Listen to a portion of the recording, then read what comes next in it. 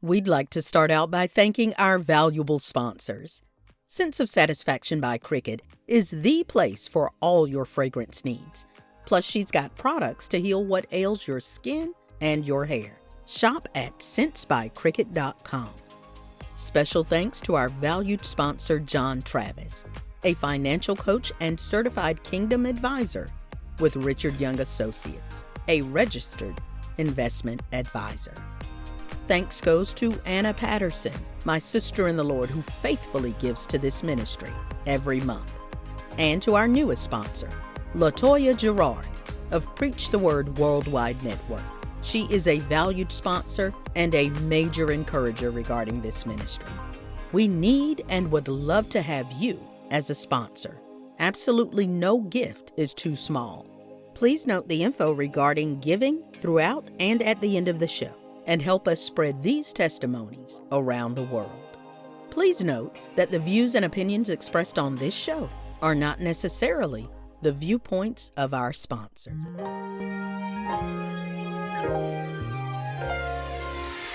It's time to hear the story, make the connection, learn the lesson, and gain the wisdom. Are you ready? Let's get charged and be changed. The Sister Speak Brother Break Show.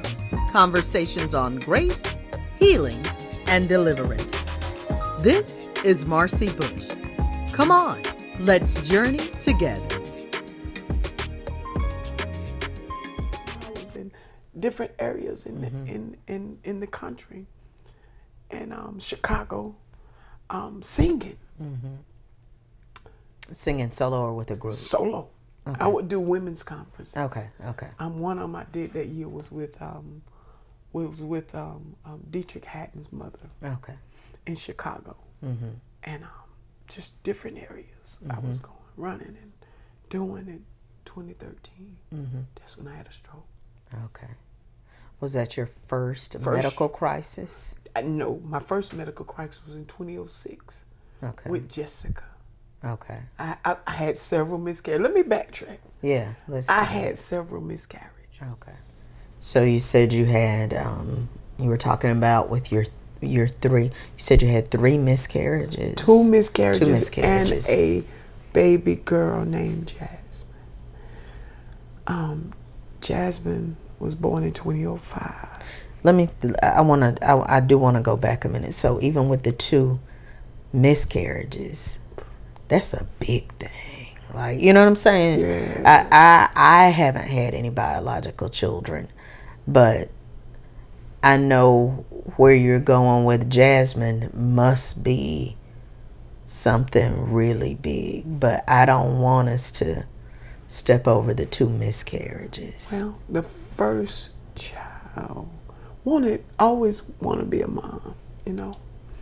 First child, I carried her for a month and I lost her. Second child was a son. I carried him for about 16 weeks. But Jasmine,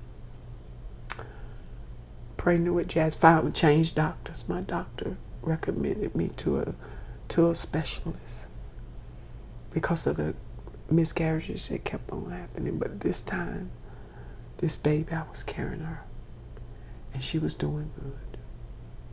I was on complete bed rest. And during the time pregnancy, when I found out I was pregnant, every pregnancy, my husband would leave me. And it was because of his trauma. Okay. It was because of what he had been through as a child. Every pregnancy, I did it alone. With Jasmine, I did it alone. But in the midst of that pregnancy, he left me, but he had a family reunion. And in this family reunion, he wanted me to go because he wanted it to look good. And so, went to the family reunion, and in the room, on bed rest, didn't go nowhere, just stayed there. So, make him look. And he came in that night intoxicated, and I'm pregnant with Jazz, and he jumps on me. How far along were you? Right at that moment, I was 20 weeks. And my oldest daughter had to pull him off of me. And a week later, I was in the hospital because I had dilated. And he said I was under great stress. Didn't share, didn't tell, because I loved him. And I didn't want him to get in trouble. So with that, Jasmine stayed in the hospital, and then they said, we gotta have her. Because now my amniotic fluids, I was open, amniotic fluids was poisoning my system as well as hers. So they had to hurry up and get her, we had an infection in there. So we had to get her out of there. So she was born, and she lived for 3 weeks, and she died in my arms. And that was devastating. The most, I've never experienced that kind of pain in my life. So much so that the Lord is so amazing. After that, after she passed away, in my arms, I felt her heartbeat in my hands for 7 years. And I felt it. When it stopped, I could still feel it. But, because I had to hold her and pump that thing to keep her breathing. Her life was now totally in my hands. Whether she gonna keep breathing or not. Until when my hands got tired, is when she stopped breathing. And the pain was so great. I sang at my baby's funeral. That's why worship is what keeps me. I sang, Jesus, you're the center of my joy, at her funeral. I had a funeral. She was, we went through the whole thing. And so after that, the pain was so great to the point that my whole memory, I don't remember anything from September 21st until December, maybe December the 2nd. Everything was just, I was just living. I can't remember nothing. Just existing. Existing, but God reminded me of the story of the footprints. He was carrying me. I don't remember driving. I was going to work, still being a mother, still being a wife, because I took him back after that. Still being a mother, still being a wife. I don't remember doing nothing. Still going to church. I don't remember nothing. But I remember when it broke one day in service. My pastor prayed for me, and it broke. That spirit of grief that was on me, that had my mind, it broke. But I do believe God was carrying me. Yes. Because the pain was so great. And so with that, I took him back, and we kept moving, and I got pregnant with Jessica. Okay. Jessica is the reason why Jessica is Jessica. Because she came after that. Traumatic. Yeah. And look like Jessica always, God always shows up after any traumatic thing happens in our life. Since I've had Jessica, there's always an angel shows up, and she be the one sealed. Okay. Even after I had Jessica, went through and some things got restored, but he left again, and this time he left. Okay. But the abuse got worse. Okay. Before he left. So I believe God had a lot to do. I'm not even gonna say I believe. I know He had something to do with it, because I was dying. I could go to sleep, and I was 400 plus pounds.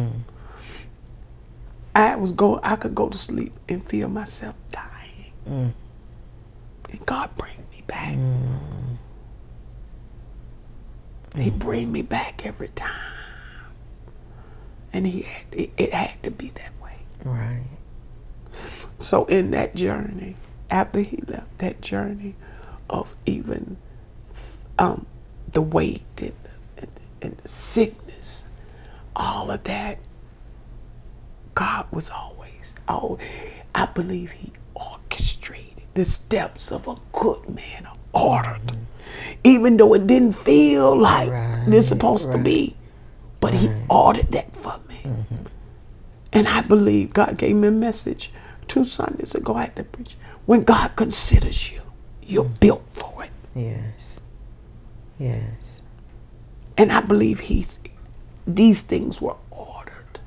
Even though it was devastating, he knew I could handle it. Because today I'm sitting on your couch. Yes. And we're talking about it. Yes, ma'am. And I'm talking from a place of victory. Yes. And yes, not defeat. Right. So even that with the miscarriages and the children and all of that, when I had the stroke at 2013, traveling, they said my heart was weak because of the multiple pregnancies. I had Jessica at 2006. 2006, 4 months after she was born, I was diagnosed with congestive heart failure. Now, I gotta quit my job. Tried to work, couldn't work. Now, How old were you then? I was, at the time, 38 years old. Okay. 37 Okay. years old. Can't work. My mom and her dad is raising her. I couldn't really be a mom because I was sick. Okay. I went back to Bridgestone, trying to work and could not stay on the job. So now it's him working and I'm no longer working, but I am getting disability, which was really good for the last 2 years. It was good. But when disability stopped, that's when it got rough. We had a turbulence in our finances, real bad. And we started losing things and to the point that he would say, you need to find a job. Ain't nothing wrong with you. Ain't nothing going on with you. You need to find a job. 2007,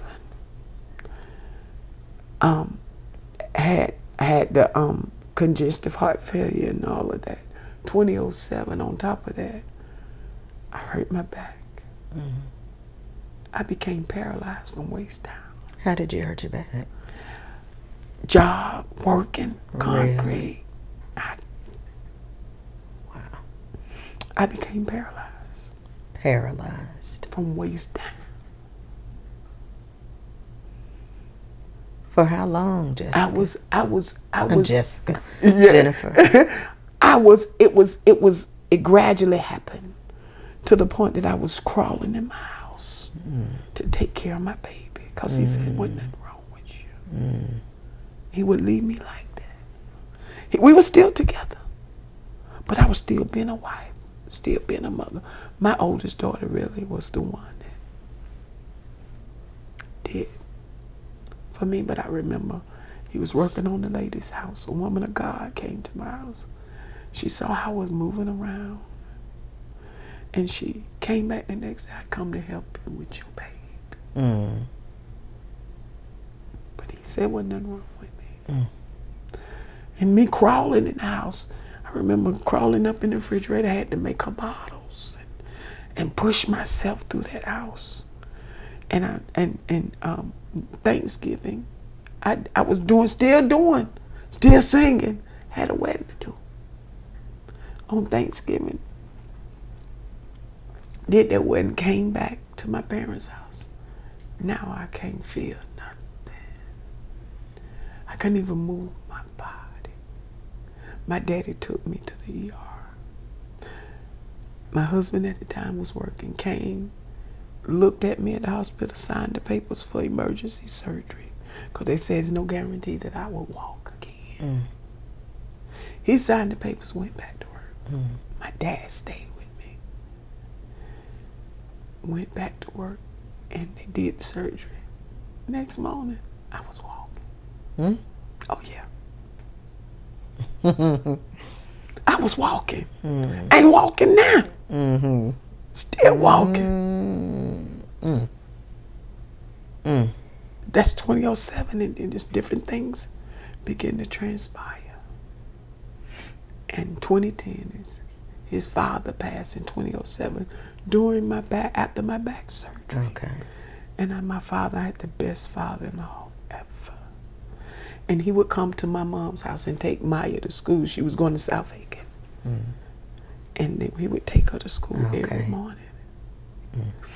And he passed away the same time, same week. And devastated. Your father or his father? His father. His father.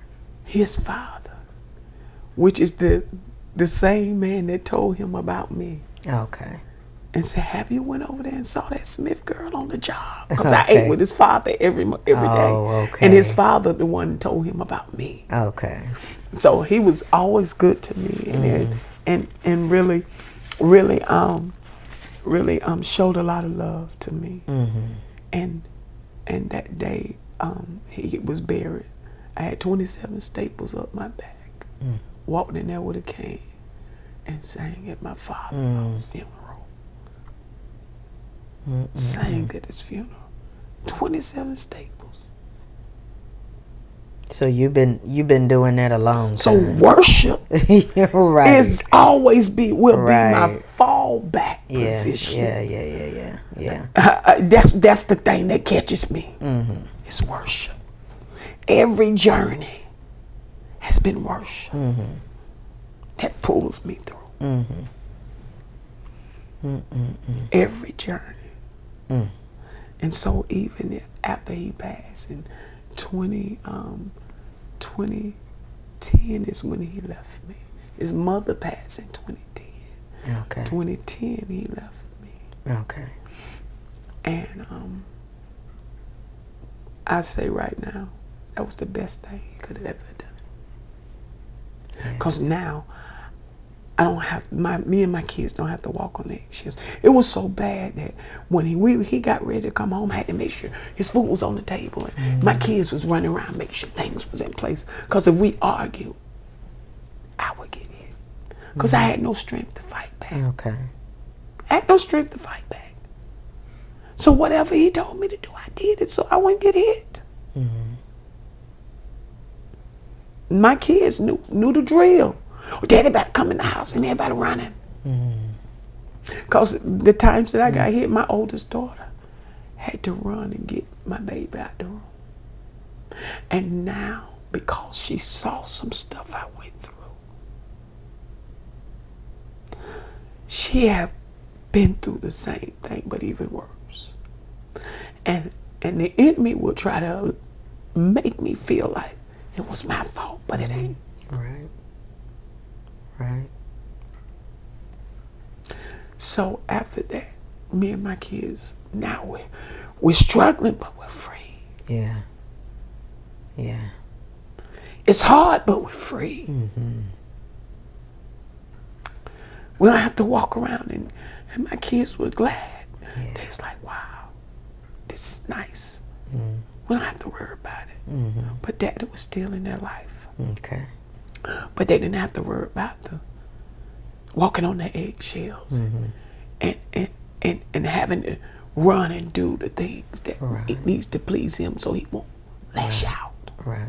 Because it was his anger, and I thank God that even he's deceased now, but I thank God that I was able to forgive him. Yes. Because it was his trauma that caused him to do what he did. Now get this, when we first got married, he was a man of faith. We didn't go to doctors, he would lay hands on us. He was a man that knew the word. But the enemy had had his destiny in mind. But I thank God the enemy still didn't win. Right.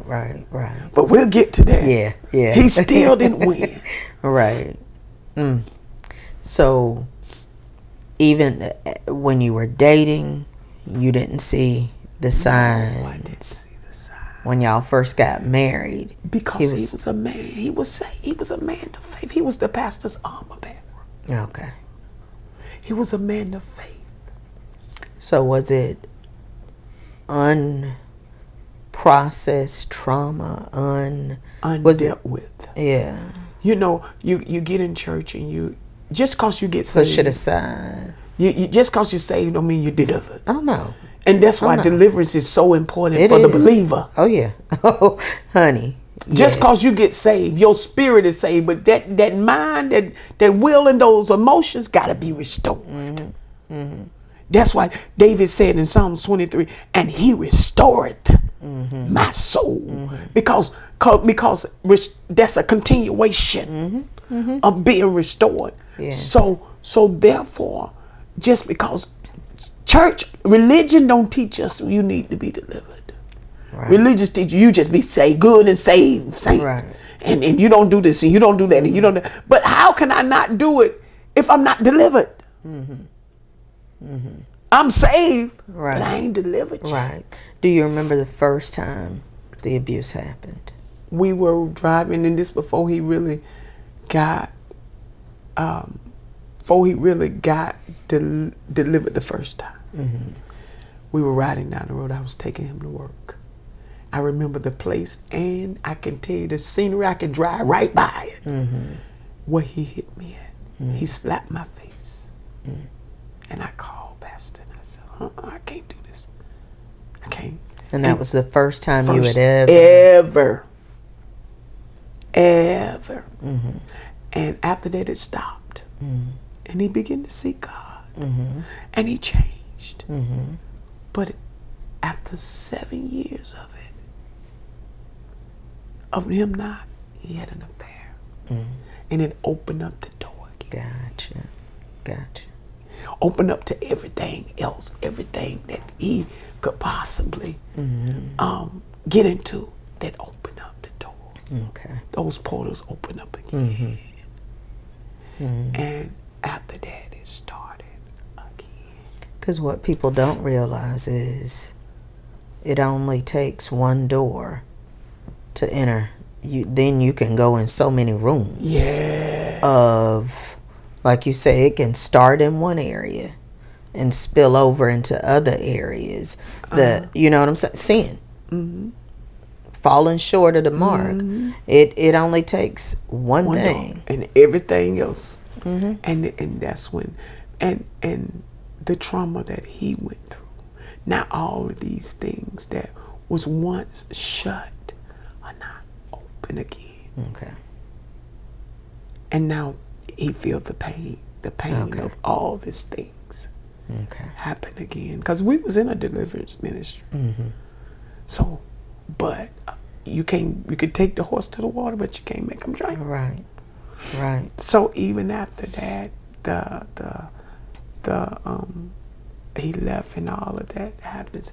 Even after he left, he still wanted that control. I was divorced, but there was still a connection. Okay. And we're going to get to that. Okay. In the midst of all of that, having the stroke and going through with the defibrillator pacemaker, the doctor said, first miracle. 2007, I believe, was the first thing, me not losing my mind. Glory to God. But the doctor said the stroke in 2013, that the blood clot went through my heart to my brain. It happened. The blood clot started on. Anytime you have a stroke on the right side, it starts on the left. Anytime you have a stroke on the left side, it starts on the right. Okay. So they discovered that the blood clot started with my heart, under my heart, and it came through and went through my heart and made it to the right side of my brain. Most people don't live through that. But I did. So, by their standards and what they know, what should you have not been able to do? Do you know? Breathe. Okay. Because how the blood clot go through your heart? Through. It made it to the brain. And that's when they discovered my heart was pumping so slow that the blood flow was slow and it clotted. Okay. And the clots went through. Because it was pumping so slowly. So is that when they said it was at 15%? Yeah. And so 2013 was a stroke. And you said 2006 was 2006 was congestive heart failure when I was diagnosed. 2007 I was paralyzed from waist down. So in 2006 you said that was a congestive heart failure. Okay. And that's when it was 15%. Is that when it started? That wasn't the 15. Oh, okay. That was on 20. That was 25. Okay. Lord. And so 06, 07, and then this is 2013. Yeah. And God kept you again. But you didn't have any illnesses or anything in childhood? No diabetes, none of that now. None of that now. It's like just in 06. And now when were the miscarriages? When did they happen? Now that's what caused the congestive heart failure. I was diagnosed with postpartum cardiomyopathy. Thanks so much for joining us today. If you've been blessed by today's show, feel free to let us know. And if you'd like to sow into this ministry, become a sponsor, or contact us, you can reach us at 803-221-0169. Or you can email us at the ssbbshow@gmail.com. Let's continue this journey together.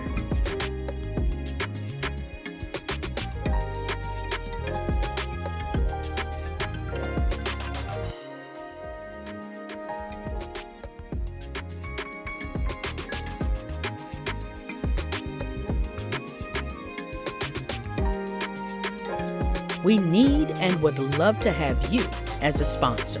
Absolutely no gift is too small. Please note the info regarding giving and help us spread these testimonies around the world.